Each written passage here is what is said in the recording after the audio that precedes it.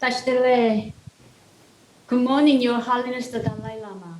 I am a Bonjour, Buddhist Votre and I Sainteté. have been Je m'appelle practicing Yondok Buddhism Jo on et the je me Geshe pratique le Tenzin bouddhisme à Nampat l'Apsan teachings at Shechu Lobsang Bling en Chedunmin Corée in Seoul, en Korea, suivant les which enseignements is de called Geshe Tenzin Sanak Namka. Sansa or Sanoksa Nous vous in remercions Korean. d'avoir We accepté thank you for accepting the invitation from the members of Lobsang l'invitation Chedunmin des membres and the de Korean l'Apsan Buddhists Shechu to Bling learn et des together. bouddhistes coréens We are à excited to apprendre share ensemble. this experience and Nous sommes ravis expand de our partager cette compassion. expérience et d'élargir notre We have compassion. been learning and practicing Nous nous Buddhism efforçons in d'apprendre et de accordance pratiquer with le your bouddhisme en teachings. accord avec You always avec say that vos studying enseignements. and Vous dites logical toujours analyzing is de continuer à essential étudier for est practicing essentiel Buddhism. pour pratiquer le I was bouddhisme. fortunate to learn with many J'ai eu others la at chance Lobsang d'étudier avec de Chedunmin, nombreuses autres where we personnes have à been l'Apsan chez studying Jugling, où Buddha, nous avons étudié Dutta, Duda, Lamrim, Jukta, Madhyamaka, Lamrim, tantric system, Madhyamika, and Buddhist le système disciples. Tantra et la It's certainly not easy science to bouddhiste. learn, but we will Ce continue n'est to try certainement pas and facile à thoroughly apprendre, understand mais their nous words. continuerons à nous efforcer et à Until comprendre the vraiment day we reach ces paroles. enlightenment, Your Jusqu'au jour Holiness où the nous Dalai atteindrons Lama, l'éveil, votre sainteté, le please Dalai Lama. remain as S'il vous our plaît, guru, restez notre life after gourou, life. vie après vie. Now, all of us around the world are suffering Aujourd'hui, from the nous souffrons pandemic, dans le monde entier dans la which has pandémie lasted for over a year. qui dure depuis plus d'un It an. seemed like we were slowly Il getting semblait que nous over reprenions lentement with the espoir avec la availability of disponibilité des vaccines. vaccins, But mais with avec the le virus Delta Delta, nous virus, sommes à we are nouveau again limités dans la limited with rencontre de nos meeting our proches. loved ones, Et beaucoup d'entre and nous many sont of us confrontés à des facing difficultés pour challenges poursuivre getting sa on vie with our quotidienne. daily lives. L'isolement et les difficultés Isolation and économiques ont economic provoqué difficulties have l'anxiété et la caused dépression, anxiety and et nous depression, semblons perdre and we seem patience, to be comme le losing montre la patience violence and croissante seeing in the autour de increasing nous. violence around us. With the unique challenges we've been Avec les experiencing, défis uniques how do que we nous keep avons our connus, compassion que nous for connaissons, ourselves que nous and rencontrons, others? comment pouvons-nous We would conserver notre like to hear compassion from pour you nous-mêmes about the et envers les compassion autres? and Nous non-violence aimerions vous and entendre sur la share compassion et your la non-violence insights et and wisdom. partager vos Your idées et votre Holiness the Dalai sagesse. Lama, we are ready for Je your words. m'incline et je me réfugie en vous, notre grand maître compatissant. 투지체 Merci beaucoup. 다 들을 때 장소 꼬리에 Aujourd'hui, 쳐서서야 아니 mes amis coréens, 저셔야지 vous m'avez demandé d'expliquer, donner une explication sur le bouddhisme. Vous m'avez donné cette opportunité et je suis vraiment très heureux.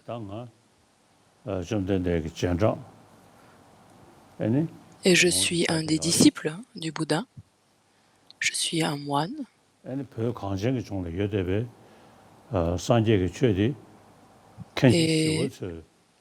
du point de vue, la lignée qui est apparue au Tibet du bouddhisme, qui est issue de la lignée de Nalanda, c'est principalement grâce à Shantarakshita. Et ça fait plus de milliers d'années que nous, les Tibétains, nous suivons cette lignée du bouddhisme de Nalanda. Et d'un côté, nous avons étudié les textes, les grands traités bouddhistes, et basé sur cela,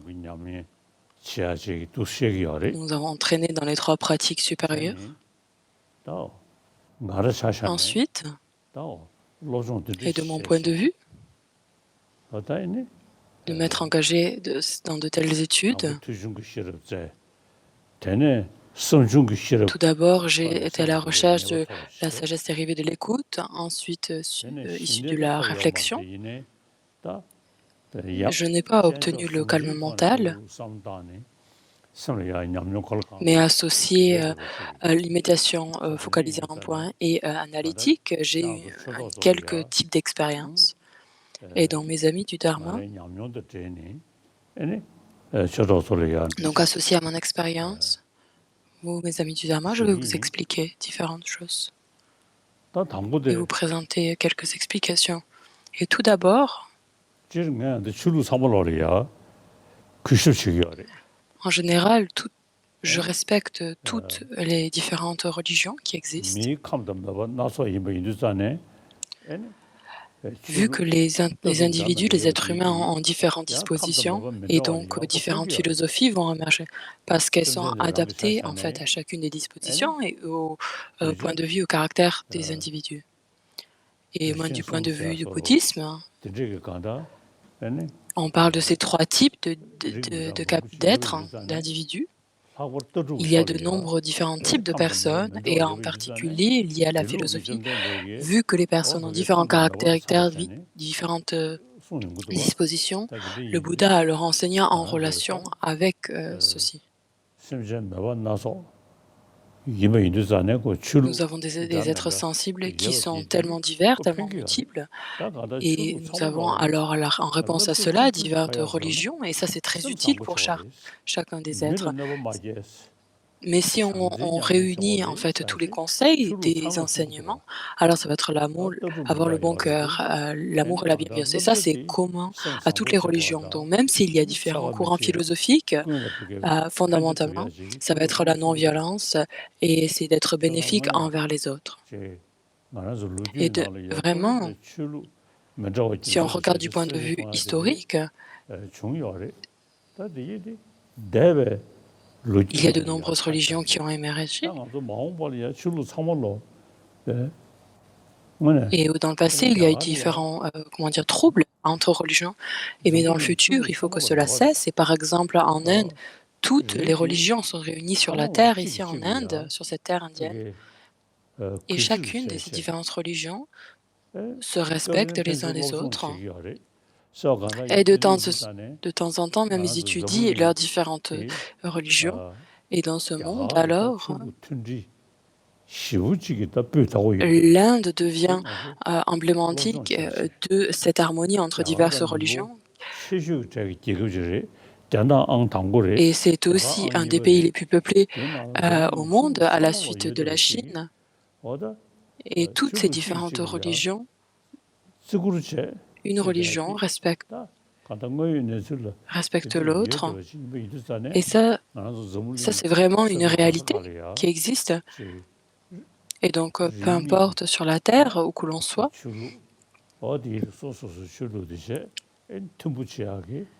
il y aura des différentes religions.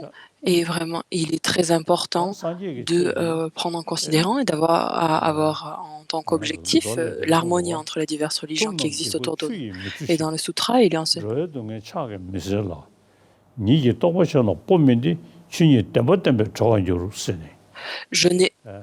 Je n'ai pas la capacité de transférer mes connaissances ou d'éliminer la souffrance des êtres, le Bouddha nous a dit.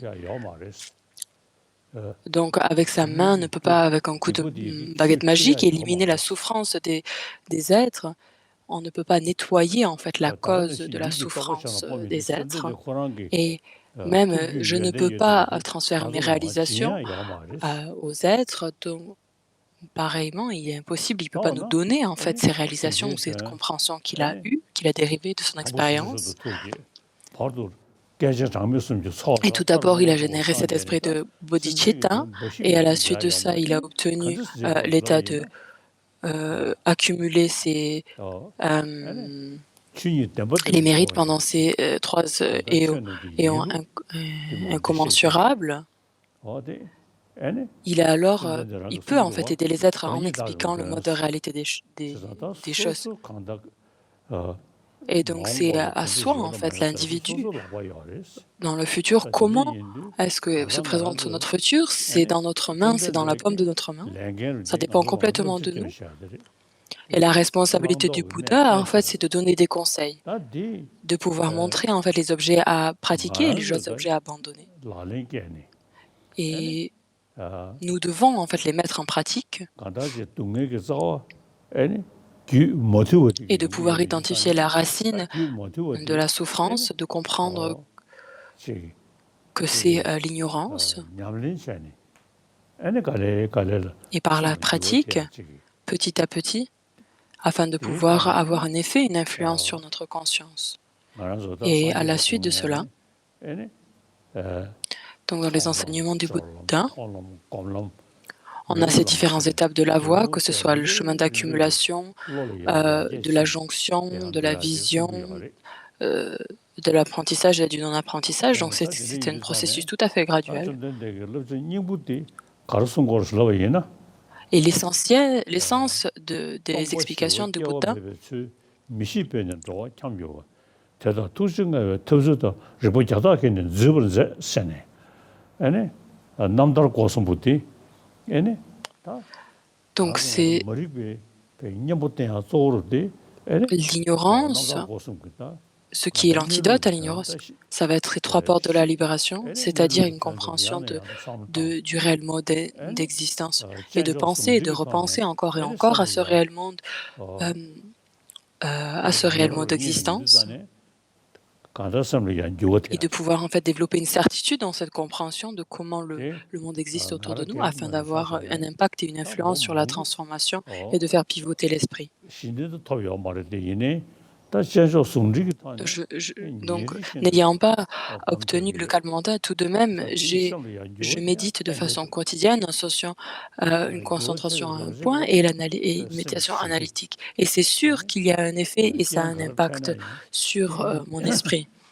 Et donc, peu importe les différentes conditions que je rencontre, j'ai la capacité, avec une réflexion, en réfléchissant, j'arrive à transformer ces différentes situations difficiles lesquelles je rencontre sur mon chemin.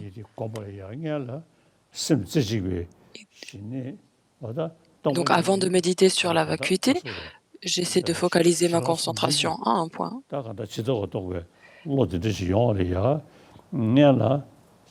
Et afin de pouvoir associer le calme mental et la vipassana, il faut avoir déjà une certaine base de la concentration à un point du calme mental et ayant une certaine petite expérience. Ensuite, on peut l'associer à la méditation à l'analytique et après, on va pouvoir graduellement obtenir le vipassana, la vue profonde et progresser ainsi sur le chemin de l'accumulation, de la jonction et de la vision, etc.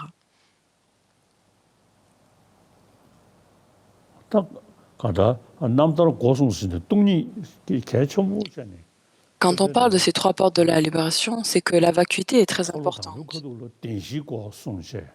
Dans la première tournée de la route du Dharma, les 4 nobles vérités ont été enseignées. Et ça, c'est la base, c'est la fondation des enseignements. Ensuite, la vérité de la souffrance, la vérité de l'origine, la vérité de la cessation, ça montre en fait l'origine du karma et des émotions perturbatrices, la libération, l'absence en fait, en procédant de façon graduelle, en abandonnant des objets grossiers à être abandonnés, et petit à petit, on arrive à obtenir cette cessation, cet état de libération de ces émotions perturbatrices et de ce karma. Et ça, c'est quelque chose que nous avons en essence toute cette capacité de le faire, et c'est ce qui a été présenté dans les enseignements du Bouddha, par exemple dans les textes de la Prajnaparamita. Ça a présenté la forme est vide, la vacuité est la forme. Il n'y existe rien d'autre que la forme n'est rien d'autre que la vacuité. Et tout est présenté, cette présentation de la vacuité est dans la perfection de la sagesse, le sutra du cœur. Les différentes divisions de la vacuité. Donc, bien sûr, il y a le sujet varie et sont multiples, mais finalement, à la base, la chose à penser, notre sujet de réflexion principal est celui de la personne de l'annonce. On parle de la forme, de la vide.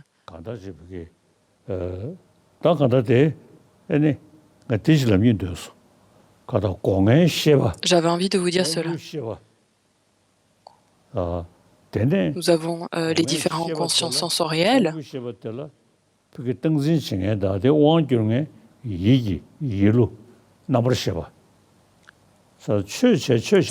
Celui qui en fait gère ces choses-là, ça va être la conscience, la 6e conscience, la conscience mentale. Quand on parle de pratiquer le dharma, ça veut dire en fait transformer la situation, la réalité de la conscience mentale. Ça ne s'adresse pas à la conscience olfactive, de la vision auditive, etc. Donc peu importe les expériences dont nous faisons l'expérience, que ce soit agréable, désagréable, plaisant ou pas plaisant, le but c'est que notre esprit ne soit pas perturbé. Quand on parle de pratiquer le dharma, en fait c'est vraiment s'adresser à la situation de notre conscience mentale. Cette sagesse, les enseignements du Bouddha, il est important en fait de suivre, vu que c'est un enseignement qui demande notre logique, il est très important en fait d'utiliser notre intelligence et d'avoir d'être assidu dans notre contemplation.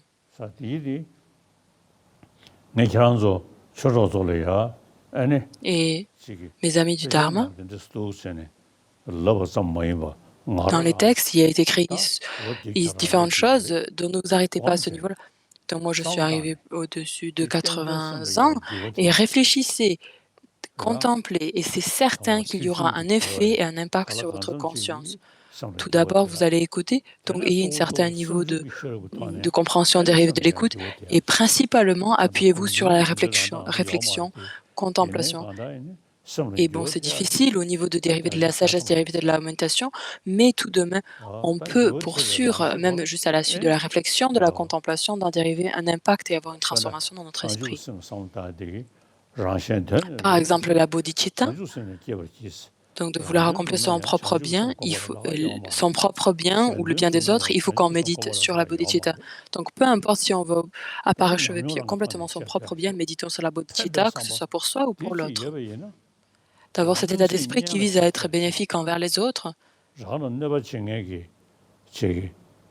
Donc que ce soit quelqu'un qui nous nuit ou quelqu'un qui est bénéfique en nous, de ne pas avoir une différence entre les deux. Donc quand on parle d'un ennemi, c'est vraiment le support excellent pour pratiquer la patience et la bodhicitta. Quelqu'un qui veut pratiquer la bodhicitta et qui s'engage alors dans la pratique de la patience, alors l'ennemi devient en fait le maître spirituel. Quelqu'un que vous voyez, quelqu'un qui nous perturbe, même juste en le voyant simplement, ça devient alors le support excellent pour pratiquer la patience. Et donc de voir quelqu'un comme nuisible, comme étant comme un proche, et ça c'est vraiment la puissance de la bodhicitta. Et ça c'est quelque chose que je fais dès le matin. Dès que je me réveille le matin, je réfléchis et à ces différentes choses, et c'est incroyablement bénéfique pour moi. Il faut associer en fait la méthode et la sagesse, c'est quelque chose de nécessaire. Et c'est pour ça que j'étudie aussi, je regarde les textes de l'entrée dans la voie du milieu.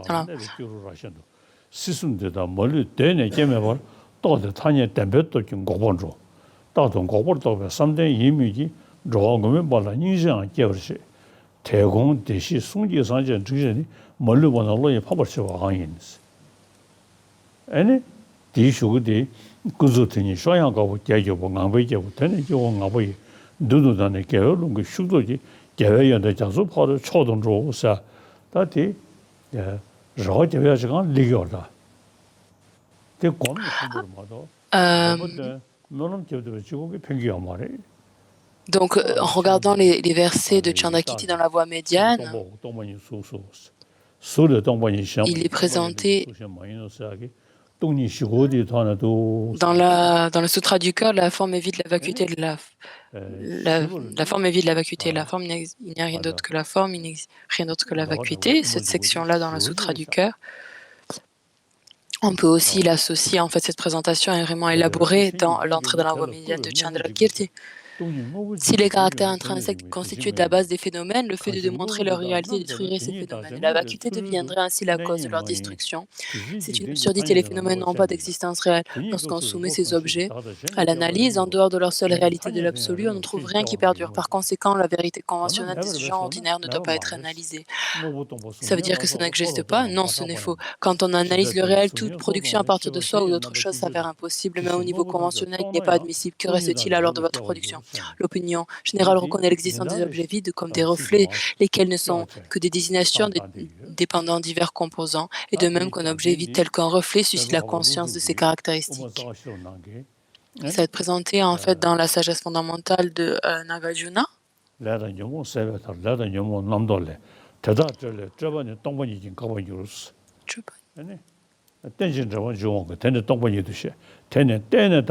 Par l'élimination du karma des perturbations mentales, il y a la libération. Le karma, les perturbations mentales proviennent des pensées conceptuelles. Ces dernières, de la fabrication mentale, la fabrication cesse par leur vacuité. La présentation de Chandrakirti est vraiment très claire et la base, en fait, ça vient d'où? Ça vient donc de cette sagesse fondamentale, les sens fondamentales de Nagarjuna. Alors, en pensant à ces différentes choses-là, ça permet de transformer et d'avoir un impact sur notre esprit. Et la nécessité, en fait, le sens sur lequel on recherche, en fait, c'est de pouvoir, en fait, obtenir et de dériver une certaine paix dans notre esprit. Et donc petit à petit, de pouvoir en fait progresser dans les terres et les chemins afin de pouvoir obtenir cet état d'omniscience. Et ça permet en fait de développer cette certitude, de se dire ah oui, en fait, il y a cette obtention de l'omniscience. Comme il est présenté dans les textes de Maitreya, de vouloir obtenir la bodhicitta afin de vouloir accomplir ce bien, son propre bien et celui des autres. Et ça, ce sont des choses, mes amis du Dharma, que j'avais envie de vous dire, de partager avec vous. Les enseignements du Bouddha, la source, je vous ai déjà montré, c'est pas quelque chose qu'on peut juste prier, souhaiter, ça ne suffit pas. Juste avoir la concentration stable. Si vous voulez vraiment avancer, il faut que nous utilisions notre sagesse, notre réflexion, afin de pouvoir avoir un impact et transformer notre conscience. Et ça se fait en association, en associant la méthode et la sagesse. Et tout comme les auditeurs et les réalisateurs solitaires naissent du roi Muni, les Bouddhas naissent des bodhisattvas. Et le bodhisattva naît de l'esprit de compassion, de la non-dualité, de l'esprit d'éveil. La compassion est la graine de l'abondance, moisson de la bouddhéité. Elle est comparable à l'humidité qui fait croître et l'on dit qu'elle mûrit en bonheur durable. Je commencerai donc en célébrant la compassion. Dans ces versets de Chandrakirti.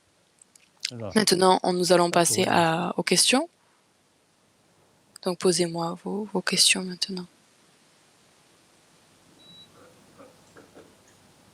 Thank you for your teachings, Your Holiness the Dalai Lama. Merci pour vos enseignements, votre sainteté. J'aimerais vous expliquer, poser quelques questions. Un professeur d'université Junhang Sangha.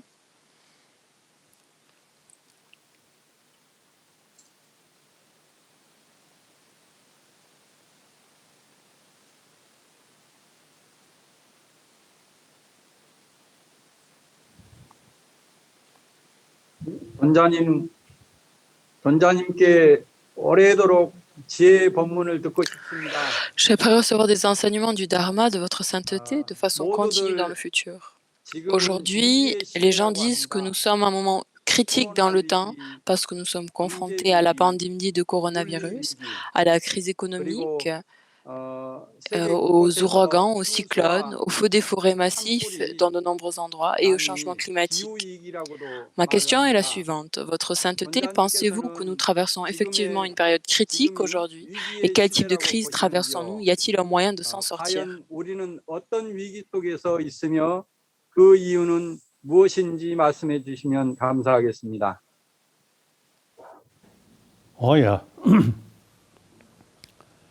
다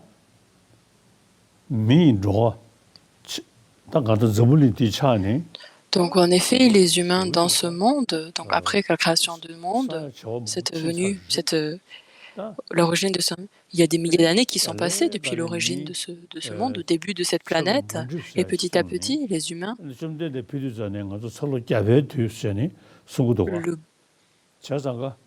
le Bouddha est venu à enseigner pendant cette période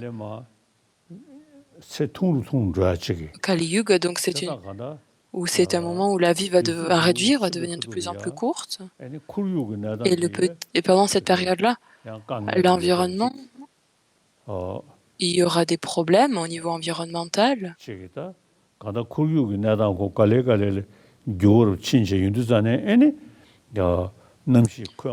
Et à ce moment-là, Et pendant la météo devient très difficile. Donc, par exemple, on a beaucoup des endroits où c'est très sec, d'autres où il y a des inondations. Donc, ça arrive vraiment de façon fréquente et ça, c'est tout à fait naturel. C'est la météo qui est en train de changer. Le climat est en train de se transformer. Et selon certains scientifiques, le réchauffement climatique, c'est quelque chose qui se produit tout à fait normal et de façon graduelle pendant certains milliers d'années. À cause de la chaleur, le monde va complètement brûler. Et certains scientifiques disent cela. Et du point de vue des textes, les textes qui est écrit, nous avons des périodes de dégénération des différents éléments, que ce soit le vent, le feu, etc. Et la dernière période, c'est en fait l'élément feu qui se désintègre. Et nous sommes en fait engagés dans cette voie-là, on dirait bien. Et lorsque nous sommes en vie, nous devons nous efforcer au maximum, utiliser notre intelligence au maximum. De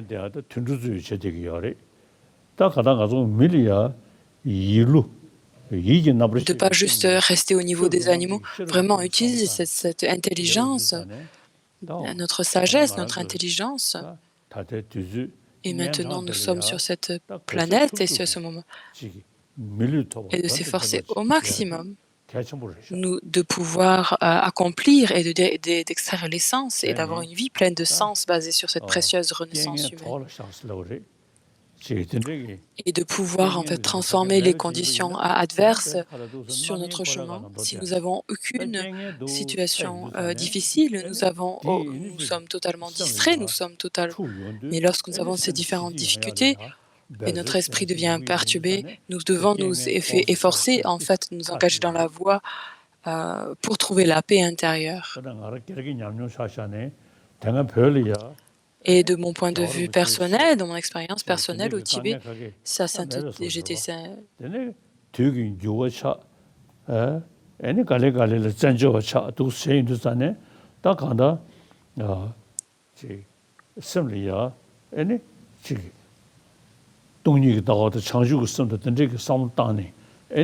la bodhicitta, la vacuité. Et lorsque j'ai été confrontée à différentes difficultés, en fait, et j'ai rencontré cette situation adverse, ça a vraiment été en fait une condition propice pour que je commence à penser, à réfléchir de plus en plus à la vacuité, à la bodhicitta, etc. Et j'étais assis à côté de Kandan Rinpoche, si j'étais resté au Tibet, mais en tant que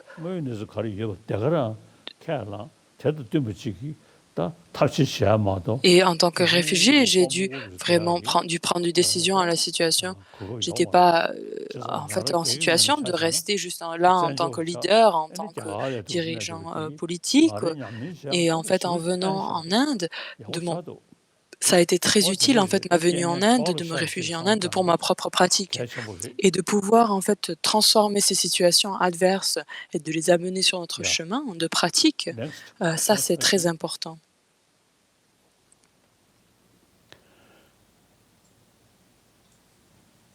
Thank you.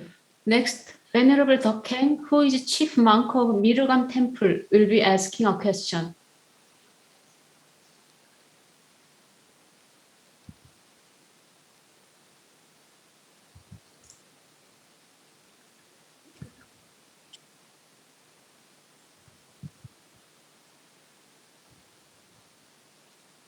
오늘 달라이라마 존자님을 칭찬할 수 있는 인을 해운에 왔다는 게 저는 꿈 같고 Votre sainteté, je souhaite vous demander gentiment de vivre une longue vie pour le bien de tous les êtres sensibles qui souffrent dans cet océan du samsara. Je suis devenu moine après avoir contemplé la mort.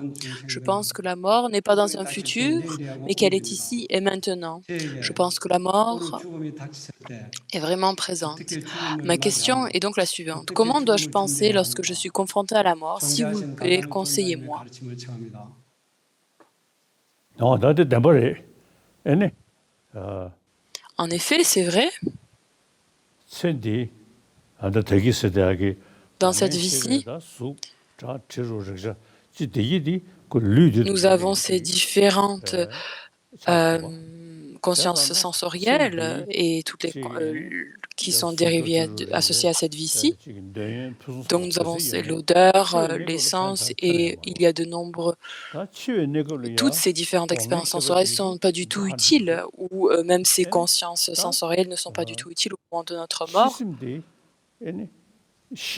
Au moment de la mort, la conscience, donc ce qui est présenté dans les traités tantriques, la conscience au moment de la mort, il y a de nombreuses, une progression au niveau de la subtilité de conscience et de nombreuses divisions qui sont présentées. Et donc les trois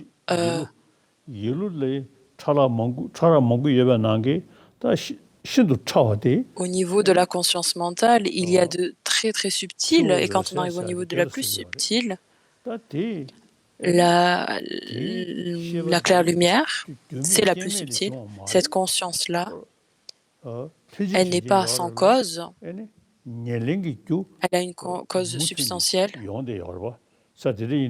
Et cette cause substantielle va perdurer, ce qui est présenté dans les enseignements du Bouddha. La conscience n'a pas de début et cette cause substantielle va perdurer, va progresser au fil du temps. Et cette conscience grossière, elle va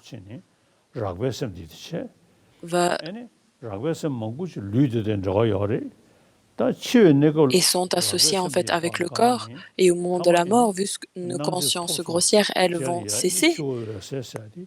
Et nous arrivons aux trois niveaux de conscience et à la fin, on arrive à cette lumière, cette claire lumière au moment de la mort.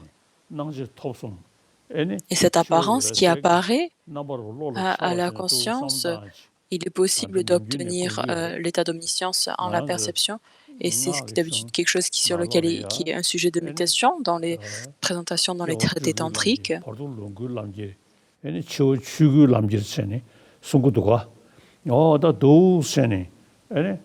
Les différentes pratiques qui sont faites au moment de la mort, lors dans le bardo, etc. Donc c'est un entraînement de l'esprit très spécifique de pouvoir reconnaître cette claire lumière et de pouvoir la porter, de l'amener sur le chemin.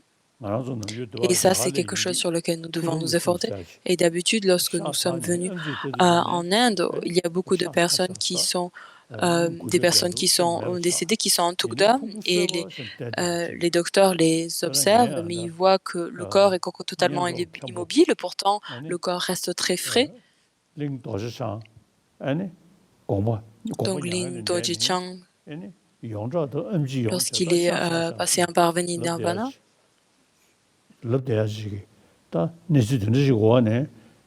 il est...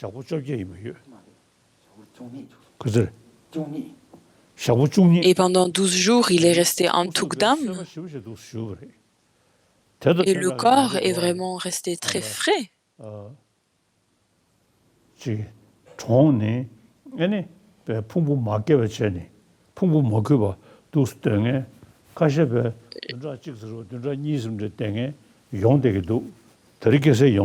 Et certaines personnes arrivent à rester une semaine, 2 semaines, et c'est quelque chose qui se produit en ce moment. Par exemple, à Kyoto, il y a un moine de Kyoto. Donc, en effet, il était mort. Le corps ne bougeait pas. Mais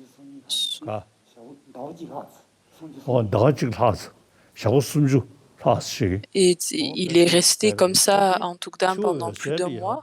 Le corps est resté intact. Et parce qu'en fait, il était resté, en fait, il demeurait dans la claire lumière. Les consciences grossières, elles avaient cessé. Et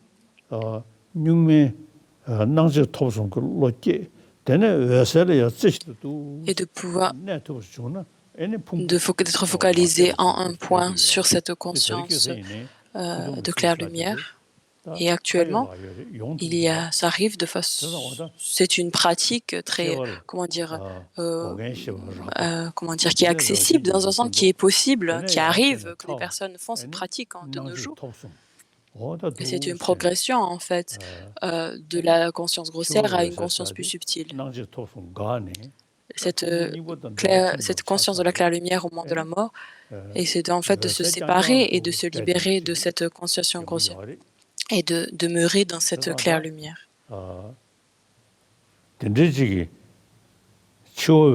Ainsi, de pouvoir en fait identifier, de pouvoir réfléchir en fait de façon quotidienne à cette progression de la mort et associée à la pratique de déité de yoga, de réfléchir à cette progression, de pouvoir développer une certaine habitude. Et lorsque nous sommes réellement dans cette progression de la mort, lorsque nous pouvons l'identifier, lorsque nous sommes en vie, nous réfléchissons à la progression et nous pensons au moment à quel moment devant on réfléchit avec notre conscience grossière d'essayer de demeurer dans cette claire lumière afin de pouvoir générer une certaine expérience. Et lorsque nous sommes réellement dans le processus de la mort, pouvoir toutes les différentes apparences qui se présentent à nous. Et à la fin, lorsque la claire lumière se présente à nous, cette apparence, de pouvoir poser et d'être en samadhi dans cette claire lumière. Donc pas juste faire ça, mais de comprendre la nature de la claire lumière de l'objet et du possesseur d'objet, c'est-à-dire le sujet de l'objet. Lorsque nous savons cette conscience grossière, on peut penser à la vacuité, la bodhicitta, associer ces deux choses-là. Donc, s'efforcer au maximum dans la vacuité, dans cette compréhension de la méditation de la vacuité basée sur des raisonnements.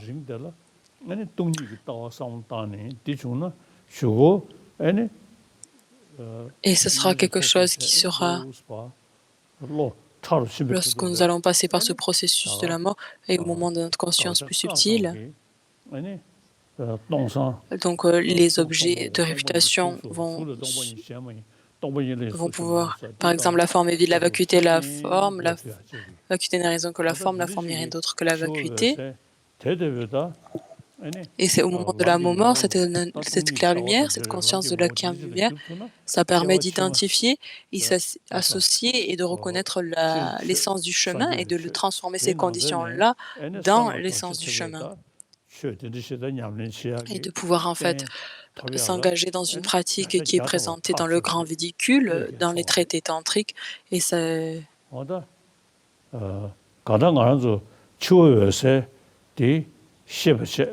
Au moment de la mort, cette claire lumière, il faut la reconnaître et de comprendre cette progression graduelle et de façon quotidienne, de faire des méditations où on fait apparaître une méditation panoramique, les différentes étapes, on les fait apparaître dans notre esprit.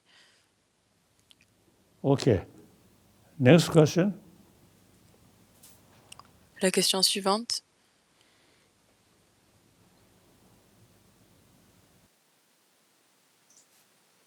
Thank you. Next question is from Choi Geum-sik, who is CEO of Sambo Industries Company. Votre sainteté, nous attendons avec impatience votre visite en Corée. Dans ma famille, les enfants ont de grandes difficultés à tolérer et à pardonner leurs parents. Comment les enfants doivent-ils apprendre à pardonner le comportement agressif de leurs parents? 자신을 학대하는 부모와 함께 살면서 인욕하고 용서하기가 굉장히 어렵습니다. 학대하는 부모를 용서하기 위해 어떻게 마음을 내어야 하는지 알고 싶습니다. En général, 준주 89료래. Je pense que dans votre langue, en coréen, vous avez le Bodhisattva Chavatara du chantier divin. Et du point de vue des parents, donc le 6e chapitre, et en particulier le 8e chapitre, il faut les étudier en profondeur. Dans le 6e chapitre, ça va parler des différents aspects néfastes de la colère. Et dans le 8e chapitre, ça va être en train de présenter des conséquences négatives, les défauts du chérissement de soi. Donc, si on peut réfléchir et méditer sur le Bodhisattva Chavatara, et pour les enfants, en fait, petit à petit, quand ils sont enfants, ils peuvent avoir ces différents conseils et de pouvoir appliquer ces différents conseils lorsqu'ils sont petits.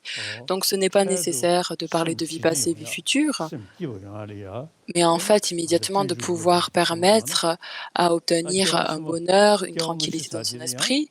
Et la Bodhisattva Chavatara sera très utile. Vie passée, vie future, comme je viens de vous dire juste là, il faut qu'on comprenne et qu'on utilise, on s'applique à la logique qui permet de comprendre et d'établir une conscience qui n'a pas de début. Donc ça, mettez ça de côté, mais plutôt de comprendre de façon quotidienne comment est-ce qu'on peut développer une paix intérieure, une tranquillité dans notre esprit. Donc peu importe la personne, de pouvoir en fait considérer et voir les personnes, chacun comme étant son ami. Et la chose principale, ça va être d'avoir le bon cœur. Et donc dans le monde, nous sommes 7 milliards sur cette planète, et nous sommes tous les mêmes êtres humains. Et de pouvoir en fait les considérer chacun comme des amis, et de pouvoir avoir de l'affection et une bienveillance entre les uns entre les autres. Donc que ce soit même les animaux, ils ressentent en fait l'affection et l'amour qu'on leur donne. Et nous sommes restés en vie grâce à l'affection. Et au fil de notre vie, nous devons vivre avec amour, avec affection envers les autres. L'amour, donc on accepte la religion ou pas, peu importe. Ça, c'est une situation totalement différente. La religion, c'est autre chose. Vraiment d'avoir le bon cœur. Cet état d'esprit affectueux et cet amour, ça c'est très important. Et aujourd'hui, dans notre monde, nous avons les écoles où on apprend différentes choses et que les enfants, lors de leur enfance, les enfants en particulier, ils doivent, ce qui est important dans leur progression, lorsqu'ils grandissent, ça va être l'affection, l'amour de la mère. Et de pouvoir comprendre que l'amour, le bien-être, le bonheur, la souffrance de notre esprit, dans les différentes classes, il faudrait que ce soit expliqué pour que les enfants puissent comprendre que le bonheur et de comprendre qu'à la suite de l'amour, de la bienveillance, quelle est notre expérience, comment est notre état d'esprit après une telle expérience. Et lorsque les enfants ont un raisonnement ou intelligence qui a progressé, ils peuvent réfléchir avec la sagesse, ils peuvent vraiment renforcer et continuellement s'engager dans un intérêt et prêter attention à cet amour bienveillant et de comprendre, et c'est ce que je dis encore et encore, la nécessité d'avoir cette éducation laïque, cette éthique séculière est très très importante. Donc pas juste s'intéresser à la santé de notre santé physique, mais vraiment il faut que l'on donne des entraînements spécifiques, des exercices à notre conscience mentale. Et le but de la connaissance, du savoir, c'est de pouvoir une paix intérieure. Et si on se focalise juste sur les sensoriels, sur nos sens, on ne va pas pouvoir avancer dans cette direction-là. Les écoles, dans les différentes classes et modules, il est très important que cette question soit adressée. Et c'est ce que je dis habituellement. Et en Corée, j'aimerais bien pouvoir venir en Corée. Je souhaite pouvoir venir en Corée. C'est quoi votre kimchi? kimchi, cette nourriture tibétaine, coréenne. Je me rappelle, le kimchi de la Corée me manque beaucoup. Du coup, j'aimerais beaucoup pouvoir venir en Corée. Merci beaucoup.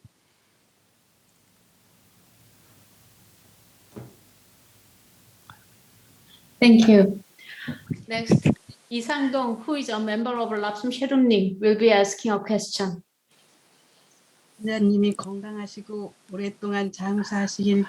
Votre sainteté, je prie pour votre longue vie. S'il vous plaît, conseillez-nous sur la façon dont une personne ordinaire comme moi devrait contempler l'assignation de la vacuité et l'utiliser dans sa vie quotidienne. La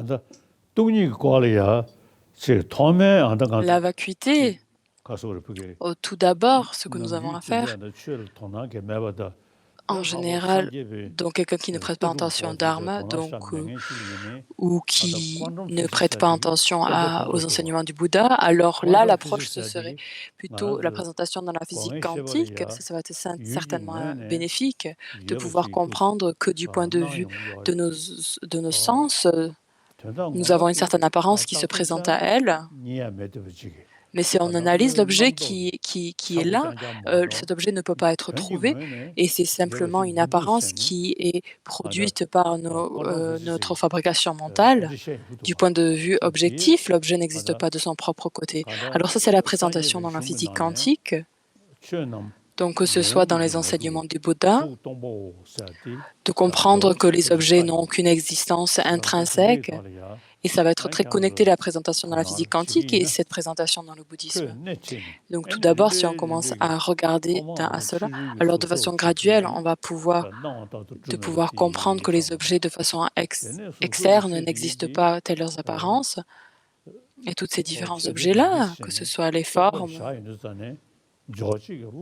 ils sont simplement désignés par un concept, par une idée.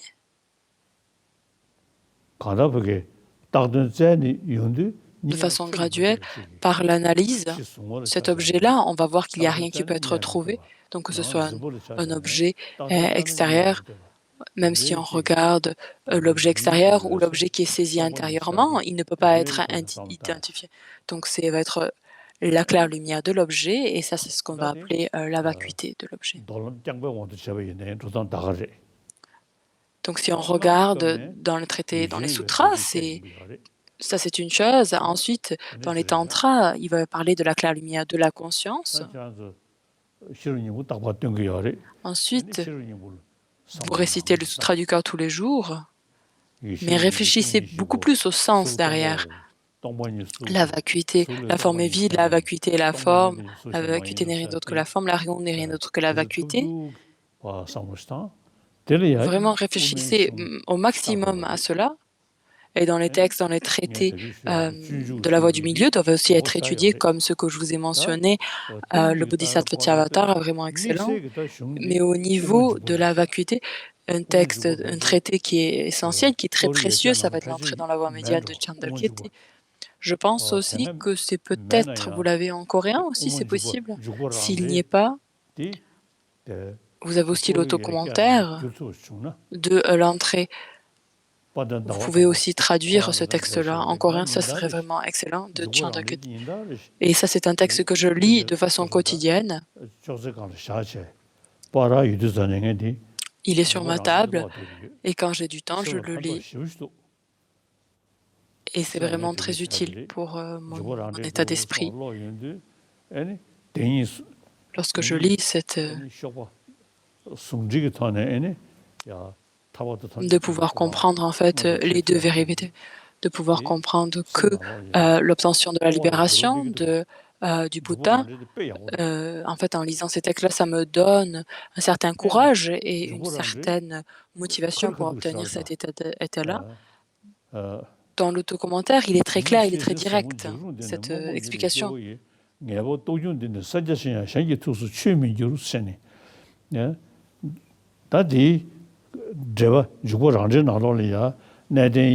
Ce commentaire, dans l'autocommentaire, il y a ces différents personnes qui sont mentionnées. 우먼 죽배 나가고 있어. 그렇게도 그러셔. 러비 이년다. 언내한테 조정도 써고 뒤에 되기 Si nous sommes demandés, est-ce que les Vasubandhu, Dignaga, Dharmapala, etc., ces auteurs des traités qui sont déjà et qui ont déjà existé, ils avaient pas partiellement écouté les lettres et ils ont rejeté ce sens de la production interdépendance. C'est ainsi. Donc, je vous ai récité certains versets de Chandakirti. Donc, même si on analyse au maximum, il n'y a rien que l'on puisse trouver comme étant comme essence de la chose. Et ça, c'est vraiment extraordinaire comme verset. Et dans l'autocommentaire,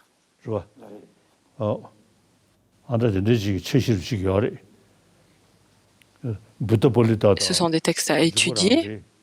Donc aussi les textes de Buddhapalita, de Chandrakirti, Buddhapalita. J'ai étudié un petit peu. Buddhapalita, ce n'est pas un texte falise, mais l'autocommentaire de Chandrakirti est vraiment plus simple. Donc c'est ce que, de façon quotidienne, je lis Chandrakirti, je le lis tous les jours un petit peu. Et je pense que notre grand enseignement, c'est Nagarjuna. Ensuite,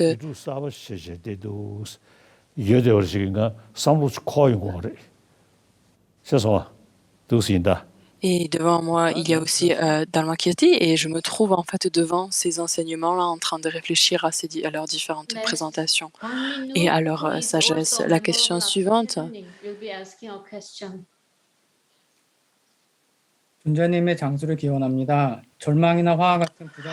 Votre sainteté, je prie pour votre longue vie. Quand j'ai une forte colère, il m'est difficile de la contrer tout de suite. Alors, comment dois-je renforcer mon esprit pour surmonter la colère? Donc, c'est ce que je vous viens de vous dire.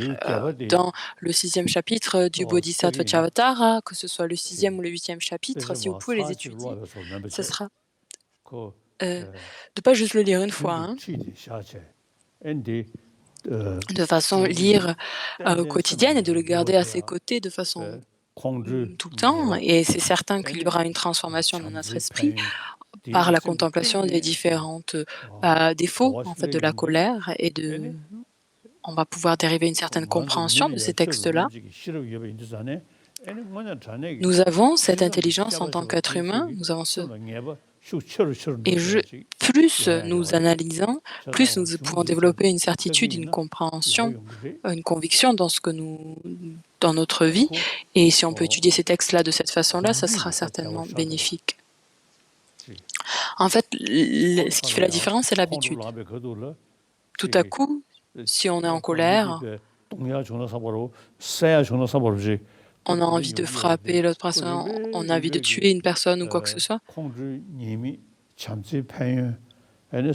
Graduellement, on commence à penser aux bénéfices de la patience, aux bienfaits de la bienveillance, aux défauts de la colère, etc. Et du point de vue scientifique, il voit que si notre esprit est perturbé, nous avons cette apparence, en fait, que quelque chose de laid se présente à nous, quelque chose de désagréable. La colère, de comprendre ces différents défauts et de pouvoir penser encore et encore aux bienfaits de la patience et de pouvoir développer une certitude dans ces choses-là. La chose principale, en fait, ça revient toujours de chérissement de soi et au chérir autrui.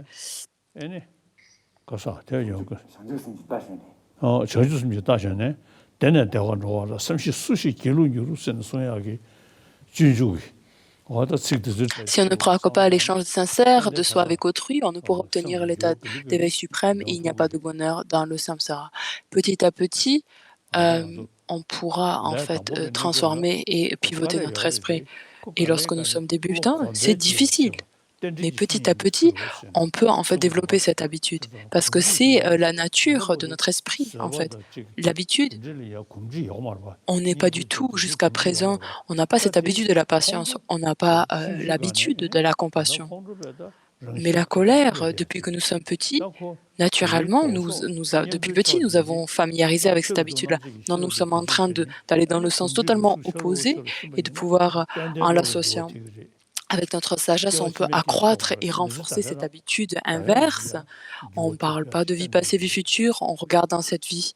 On regarde juste à avoir une transformation et un changement dans cette vie-ci et dans notre conscience présente. La question suivante. Next question is from Bae Hyung-duk, who is a nurse of Hyun-Yu Hospital in Bucheon City.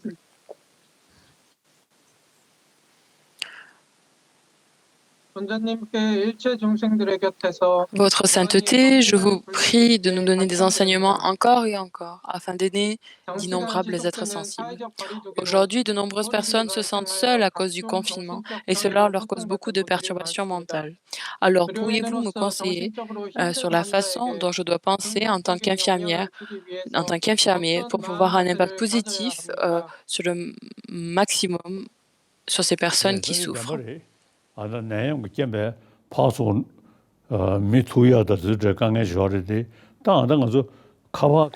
effet, depuis cette pandémie, beaucoup de personnes ont des difficultés à se voir, mais par contre, par le biais d'Internet, par le téléphone, on peut être connecté, on peut rester en lien. Et vu que nous avons cette technologie-là, nous pouvons se connecter et s'appeler et se parler et rester en lien grâce à ces technologies-là. On peut se conseiller, on peut conseiller les autres basés sur notre propre expérience à la suite et par le biais d'Internet pour diffuser ces problèmes. Donc même en faisant face à des difficultés, on peut en fait se connecter et avoir plus de liens, renforcer nos liens par le biais des technologies. Ça, c'est quelque chose de positif. La question suivante. Thank you. Next, Jo Min-sun, who is the director of a Seoul Dance Company, will be asking a question.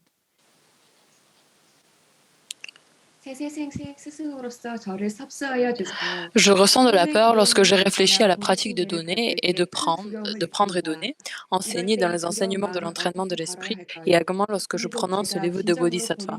Existe-t-il une méthode pour mettre fin à cette peur? Veuillez me bénir pour que je génère un véritable esprit d'éveil. Et la bodhicitta. Donc de penser à Tonglen, lorsqu'on s'engage dans cette pratique de Tonglen, de prendre et de donner, en fait, jusqu'à présent, en fait, on est totalement habitué à l'auto-chérissement, de vouloir prendre sur soi toute la souffrance des êtres et que ça mûrisse sur soi. Ce n'est pas facile. Et petit à petit, on peut s'habituer, on peut réduire en fait le chérissement des autres, on peut voir les qualités du chérissement des autres et naturellement, elle va croître ce chérissement des autres. On pense aussi à la vacuité, cette saisie d'existence propre, cette saisie du soi va réduire, va être usée aussi. Et pendant de nombreuses années, nous ne savons pas habitués. C'est difficile de penser lorsque notre esprit n'est pas entraîné, mais maintenant, après que l'esprit soit entraîné, c'est quelque chose qui se fait de façon graduelle et qui devient facile.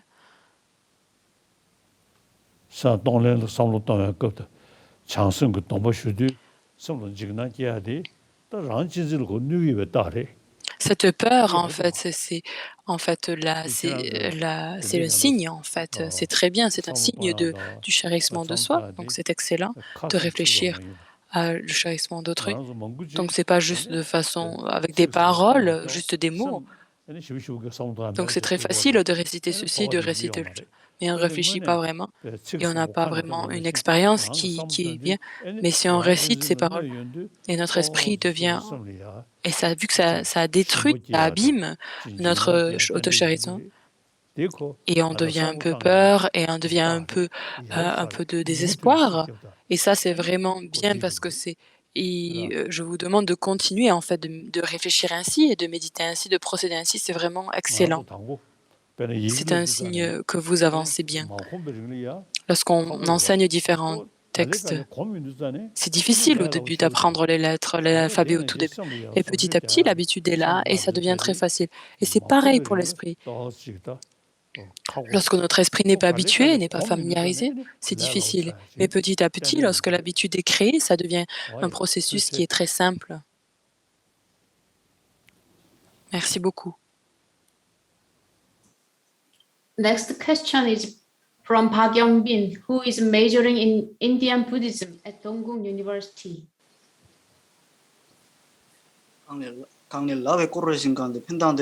Votre sainteté, je prie pour votre longue vie. J'ai peur d'accumuler un mauvais karma si je critique les paroles et les pensées de mon gourou. Lorsque j'utilise ma faculté critique d'intelligence pour analyser les enseignements et étudier le dharma, comment dois-je penser lorsque mes opinions diffèrent de celles de mon gourou, de mon maître? Alors là, dans cette situation-là,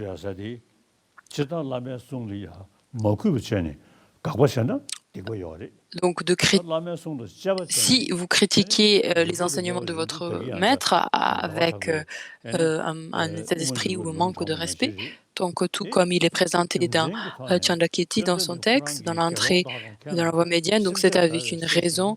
Le Bouddha a dit ô moines disciples, analysez ma parole, n'acceptez pas mes enseignements par simple foi, analysez tel que l'orfèvre analyse la qualité de son œuvre en le frôlant, en le brûlant, en le frottant, en le coupant, etc. Donc on n'a pas accepté les propos du Bouddha comme ça. Et vraiment analysez ce que je vous dis. Vous voyez, s'il y a un raisonnement logique, acceptez ces enseignements. S'il n'y a pas, laissez tomber. Il faut vraiment réfléchir au raisonnement derrière les propos du Bouddha. Donc en général, on a les enseignements de notre maître,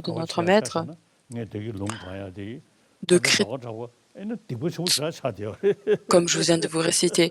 Ça devient vraiment un gros karma négatif si on critique juste pour critiquer. Donc à ce moment-là, Chandrakirti est vraiment en train de critiquer en fait Vasubandhu. Donc ce n'est pas avec un état d'esprit de manque de respect.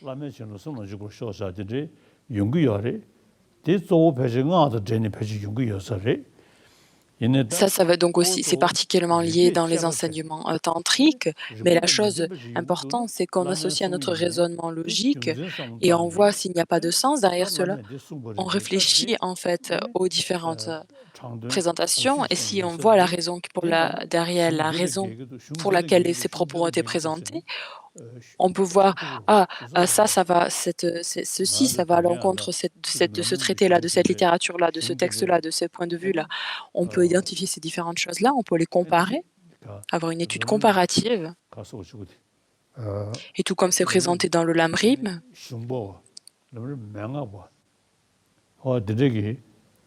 on a les textes qui sont plus extensifs, les plus courts.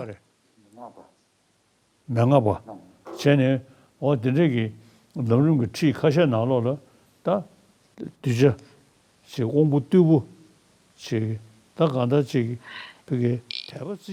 va y avoir les présentations qui vont être données, des textes qui vont être donnés, qui vont être basés en fait pour des disciples qui sont des capacités assez inférieures. Les grands traités du Lamrim, de la profession vers la voie de l'Iva.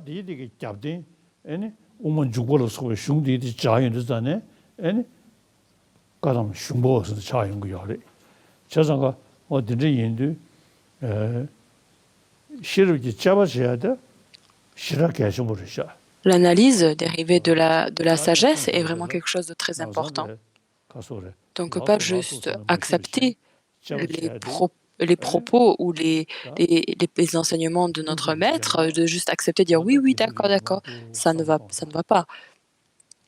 Si on doit réfléchir, si on est des disciples, on suit la voie de Nagarjuna, il faut analyser, il faut réfléchir.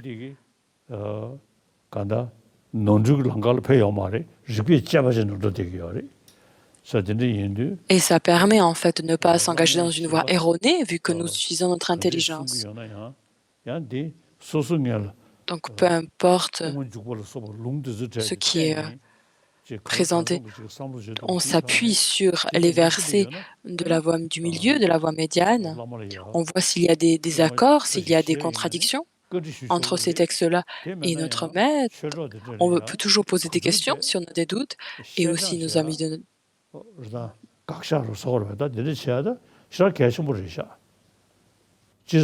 et de débattre et d'avoir des discussions avec nos amis du Dharma. Si on suit cette lignée de Nalanda, il est très important de s'associer, de discuter, de réfléchir et d'avoir ces discussions autour de ces points essentiels. Ça, c'est très important. Next, Ensuite, la question suivante. Who is a member of Lapsum Shedumni will be asking a question.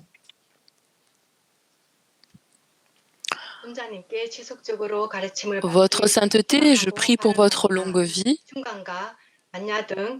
Ma question est la suivante. Pourquoi est-il important de poursuivre les études classiques de la voie du milieu et de la perfection de la sagesse? Et pourquoi est-il important d'apprendre la procédure logique du recueil des sujets et les textes logiques pour débutants? Donc, lors de la première tournée de la roue du Dharma,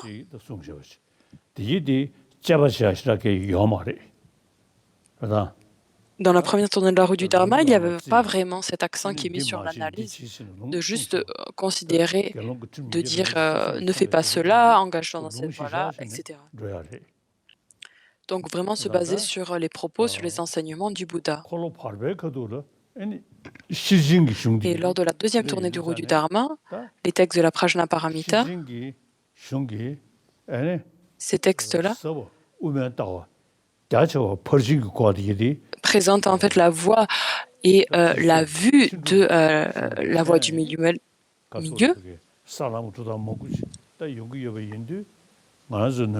Il y a différents présentations et écoles philosophiques qui vont présenter la voie, en fait, la vue à adopter.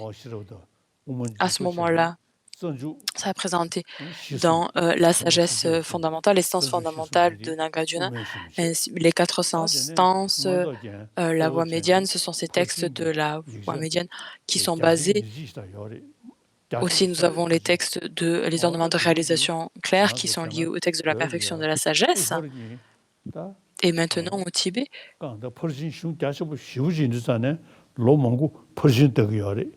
vu qu'ils sont tellement extensifs, ces textes-là, pendant de nombreuses années, on les étudie, on les regarde.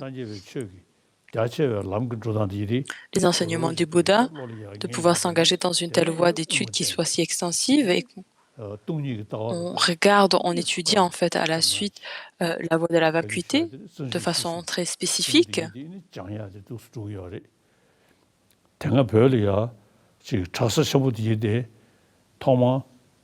Et dans ces textes, dans ces monastères, au Tibet, même dans le monastère tibétain, d'abord on étudie les dujas, donc ces recueils du sujet. Il y a des versions un peu courtes, moyennes et grandes. Ensuite, les raisonnements logiques, tariques, l'esprit et les facteurs mentaux. Et ensuite, progresser vers l'étude de ces textes de la perfection, des perfections. Ensuite, de s'engager dans les textes sur la voie médiane. Et cette progression est vraiment excellente et très bonne, en fait, et merveilleuse. Et ici en Inde, et suivent en fait cette même progression d'études comme nous avons au Tibet, nous faisons la même en Inde, ici dans les centres monastiques, centres d'études monastiques. Donc même s'il y a moins de personnes qui étudient,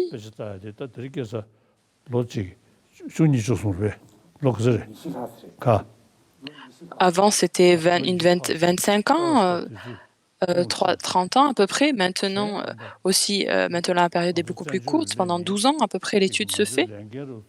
Lorsque nous sommes devenus réfugiés, notre responsabilité majeure est de pouvoir enseigner aux enfants le tibétain. Et dans ces centres monastiques, et de nombreux moines, de pouvoir continuer à étudier ces textes-là. Donc par exemple, Tashi Lumpo.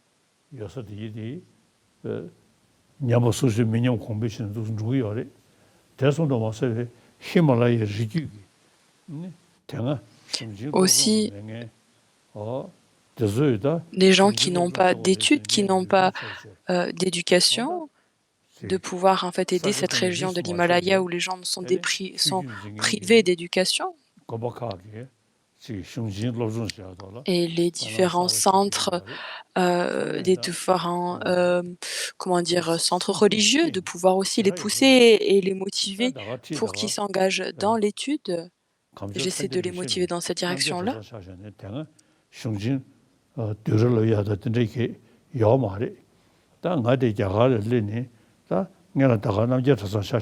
Et avant, dans de nombreux centres, il n'y avait pas donc cette étude de déjà, de ce recueil de sujets.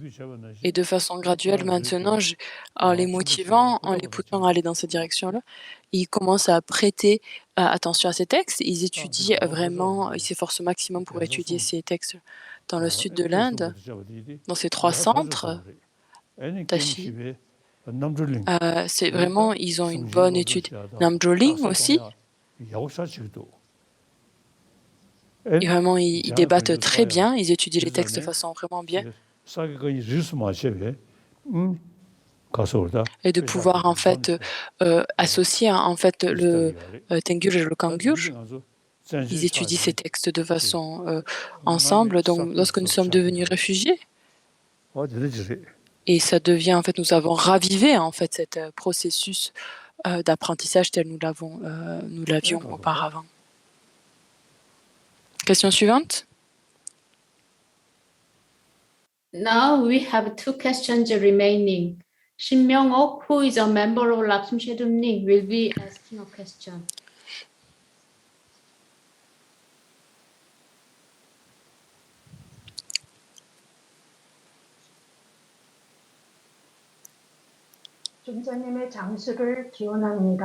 Je prie pour votre longue vie, votre sainteté. Ma question est la suivante. Dans ma famille, certaines personnes sont bouddhistes, d'autres ne le sont pas, ce qui fait que nous avons parfois des perspectives mentales ou des approches différentes. En tant que bouddhiste, quel genre de pensée dois-je avoir envers les membres de famille qui ne sont pas bouddhistes? Donc c'est comme je viens de vous dire. Donc, peu importe la religion, les gens ils ont cette essence en fait d'avoir un bon cœur. Ce qui est important, c'est d'avoir cette paix intérieure, et c'est-à-dire il faut réduire la colère, il faut qu'on renforce notre amour, notre bienfait, notre bienveillance. Ça, c'est même les scientifiques disent ça. On parle de notre santé mentale. C'est ça en fait. Donc, que ce soit dans une même famille, des gens qui pratiquent le dharma ou pas, peu importe. Nous sommes tous les mêmes êtres humains. Le moment de notre naissance, nous sommes survécus jusqu'à présent grâce à l'affection de notre mère. Tous les êtres de ma famille, les membres de notre famille, ils doivent de pouvoir en fait se rapprocher, avoir un état de se sentir proche l'un des autres. Et d'essayer pas de se mettre en colère l'un après l'autre et de se battre, se disputer. Et c'est pas bien de se mettre en colère et de garder en fait cette amertume, cette colère, de la garder au sein de nous. Ça, c'est vraiment pas bon du tout. Donc peu importe qu'on accepte le dharma ou pas, ça c'est une histoire personnelle. En général, nous sommes tous des êtres humains, nous avons tous besoin de cet amour, de cette bienveillance, et garder cette approche plutôt là, cette perspective-là.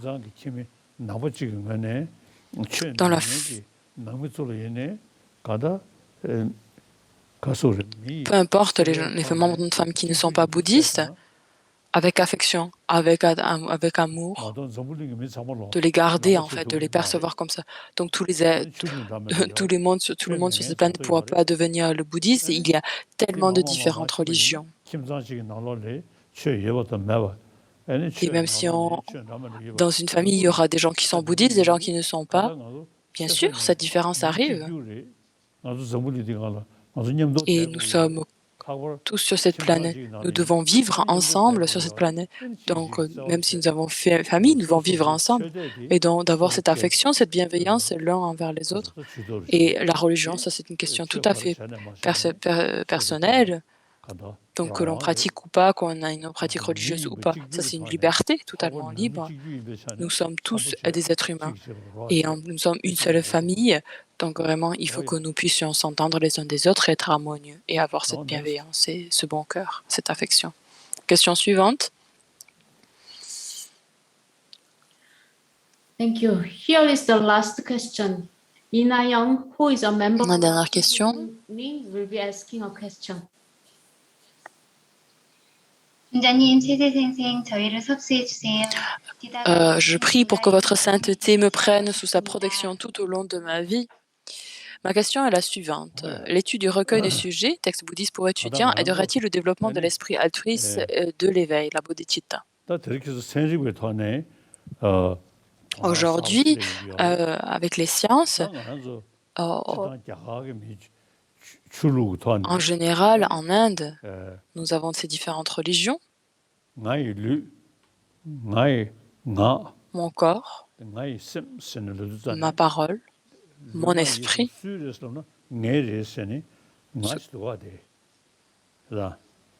Donc, qui suis-je? Je suis le corps, la parole et mon esprit. Il y a différentes explications, mais en général, mon corps et la parole de l'esprit, ils sont acquis, c'est à moi. Donc, ce jeu existe bien, vu qu'il possède ces choses-là, n'est-ce pas? Et on peut en fait se rappeler de vie passée, vie future. Des gens qui se rappellent de leur vie passée de façon très claire. Donc le corps est différent. Mais en fait, le continuum de la conscience perdure. Alors c'est très clair à ce moment-là. Mais dans cette vie-ci, nous avons différents amis.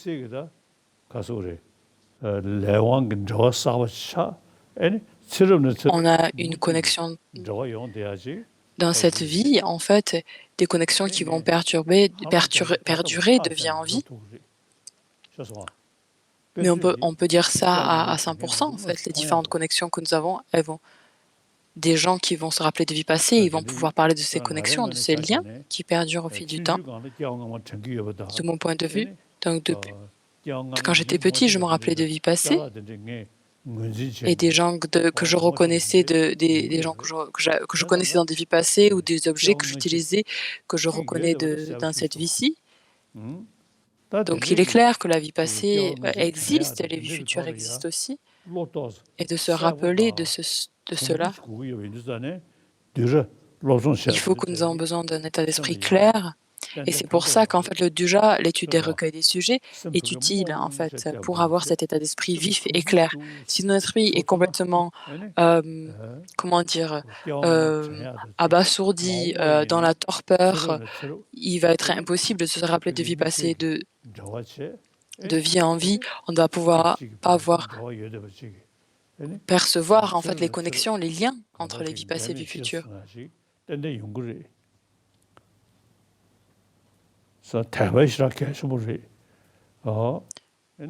Donc c'est pour ça que c'est très important, ces études-là, ces études de texte. Et l'étude des raisonnements logiques va en fait accroître la force de notre conscience, la vivacité de notre esprit, et c'est très utile dans ce contexte-là. Et maintenant au Tibet, on voit ça à la télé, n'est-ce pas? Des grands-pères et des grands-mères tibétains, ils ont une foi absolument immuable. Parce que ça montre en fait très clairement cette connexion qui dure depuis des vies. C'est pas quelque chose de nouveau, c'est naturellement quelque chose qui fait partie de leur vie, de leur compréhension, de comment les choses existent. Ils ont une foi totalement stable. Et aussi des gens qui sont très, dans la poursuite de matériel ou dans des objets, dans toutes ces choses-là. C'est des liens, en fait, qui sont très forts. Et d'avoir ce souhait, en fait, tant qu'il y aura l'espace, tant qu'il y aura des êtres, puissais-je moi aussi demeurer des êtres. Et ces différentes prières, en fait, qui créent, en fait, des prières qui perdurent au fil des vies.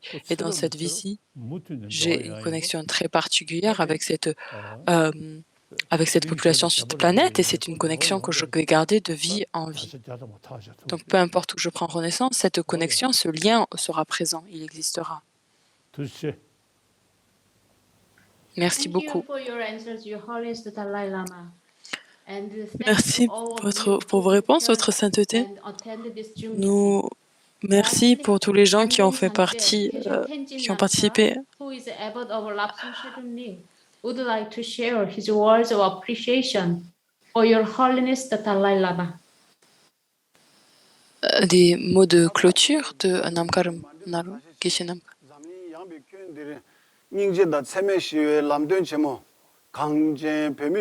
Celui qui nous montre la voie de la paix, sur la paix sur cette terre, le guide de tous les Tibétains, qui est né d'un lotus immaculé,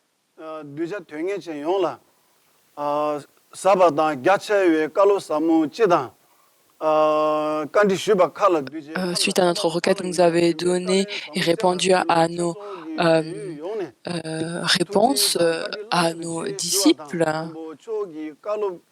Merci beaucoup. De pouvoir présenter l'essence du Dharma afin de pouvoir permettre aux disciples de pouvoir et mettre en pratique ces conseils essentiels afin de pouvoir être bénéfique à tous les êtres, à toute la population mondiale.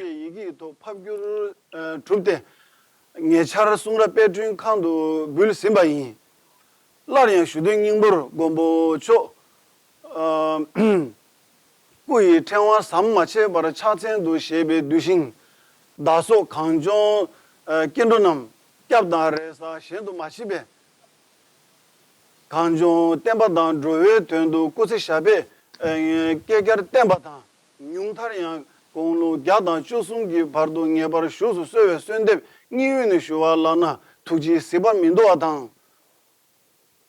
디가 코리아난 곰보초라 대구 요메비 끼우 망부 요랑나 곰보 투지 대천 초네 유초디가르 샵소르 따시기레 강웅벌 거데 삽게 추기 콜로 규미체도 쯔웨 쇠인데 니위네 쇼알라나 대드 투 쯔웨스바 찌겐 켄켄켄 셰소원데 발라 제 엔데아다 창조의 최소의 개명 아니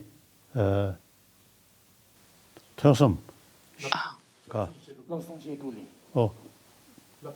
가서 러숨 시주링스네 가다다 Lapsang Shedunni, la pratique des 3 entraînements supérieurs, de les connaître et de les pratiquer, afin de pouvoir faire cela, donc de juste faire des prières. J'ai en fait, afin de pouvoir que vous puissiez vous développer ces qualités-là, je vais donner ce nom à cet endroit, Shedulin, Lapsang Shedulin. Et nous, vous avez un certain niveau d'études maintenant, et au tout début, mes amis du Dharma, de vous dériver de la sagesse, dériver de l'écoute, ensuite de la réflexion, et petit à petit celui de la méditation, dériver de la méditation, et de pouvoir jamais être séparé du Saint Maître parfait, de parachever les qualités des terres et des chemins. Et je fais ces prières aussi. Et